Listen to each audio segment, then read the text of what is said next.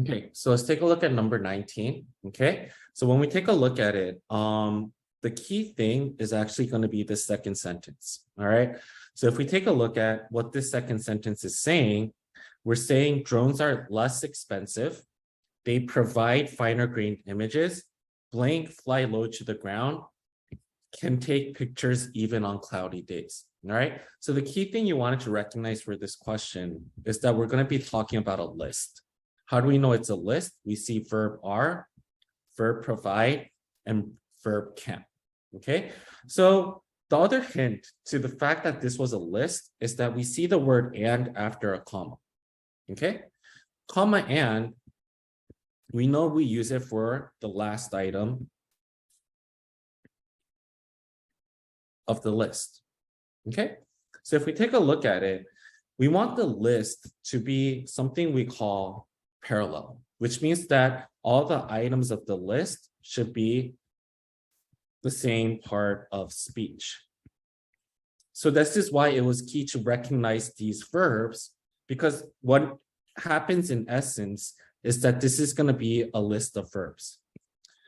For it to be parallel, the first word of every item in the list should be a verb. Okay, so if we take a look at our answer choices, then the main reason why A is going to be incorrect, we're starting it with the pronoun. There's no reason for us to start the last item of the list with the pronoun because we were only given a list of verbs. So that's why A would be an incorrect answer. Similarly, in C, all of a sudden we see a transition. And the other reason why C would be incorrect is that we always need a comma after a transition. But we're missing that comma after therefore, so C should have been one of the first answer choices you eliminated. Okay, so we're left with B and D, and this confuses a lot of students because they see the word fly and they think this is the last item of the list, right? Because fly is going to be a verb. Yeah, it seems like it's a list of verbs. But when we take a look at it, the key thing is that we're going to see the comma before the verb can. Why is this comma here? That's the key thing to getting this question correct. The list is going to be are, provide, and can. Okay. Usually a comma after a conjunction is going to be incorrect. Most cases, I want to say 7 to 8 times out of 10, it's going to be incorrect.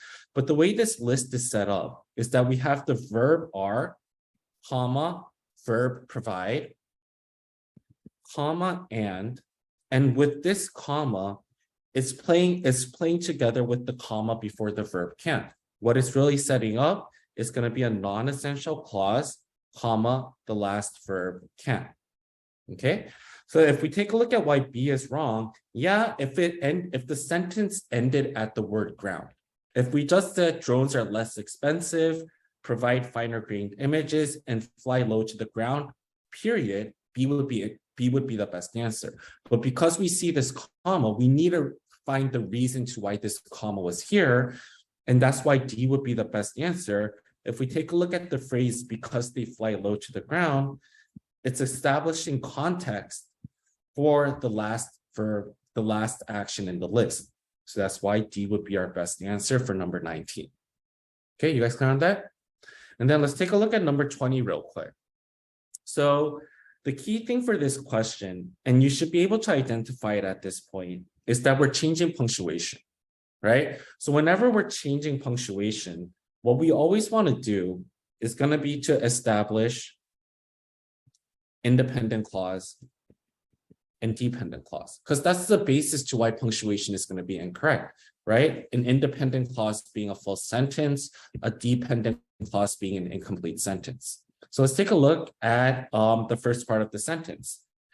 We're saying Heidegger estimates that identifying problems faster with timely crop data and using less weed killer, et cetera, up to the word years.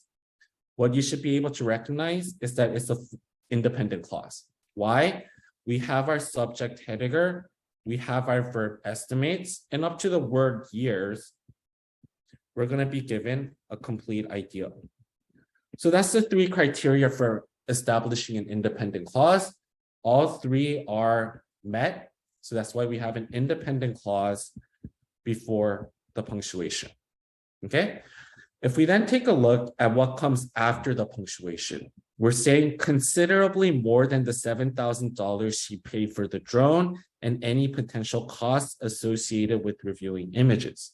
What you wanted to recognize here is that we're given a dependent clause. How do we know that?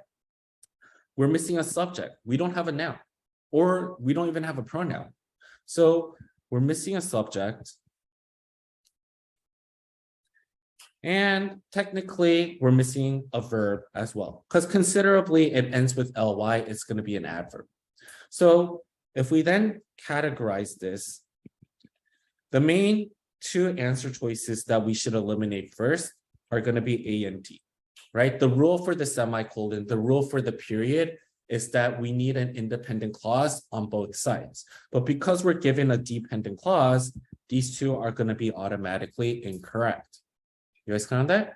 So between B and C, let's take a look at C.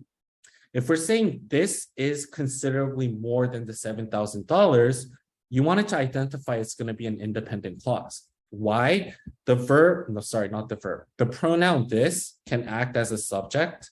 We're given the verb is. And if we read the rest of the phrase, it's going to be a complete idea.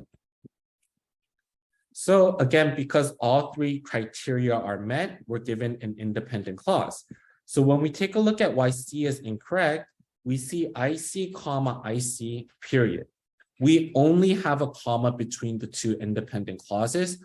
What does that mean? Well, this is an error we call the comma splice, right? If we want punctuation between independent clauses, you want to use either the period, the semicolon, or the comma with one of our 7 coordinating conjunctions. But we're missing a conjunction, so that's why we can say it's a comma splice. So we're left with B as our answer. And if we were to double check why it's correct, the key thing here is that we have an independent clause before the dash. When we have an independent clause before the dash, it's the same as having a colon. And if we go back to the purpose of the colon, there's 3 purposes. It's either going to be an explanation of the main idea of the independent clause that comes before the colon. It's either going to be a list, or it's going to be used to serve an emphasis. Obviously, we're not given a list here, nor are we giving an emphasis. Emphasis is when the IC builds up to one idea. This emphasis rarely shows up on the College Board SAT, so we can really focus on these two. So we're left with an explanation, okay? If we go back to the main independent clause before the punctuation, it's saying it's going to save her a lot of money. How is it saving her? Well, it's going to be more. The amount she saves is more than the amount she pays. So that's how we know we're providing an explanation. So the information after the dash fits the purpose of the colon. So that's why B would be the best answer to choose. You guys clear on that? All right. So that's that from this module.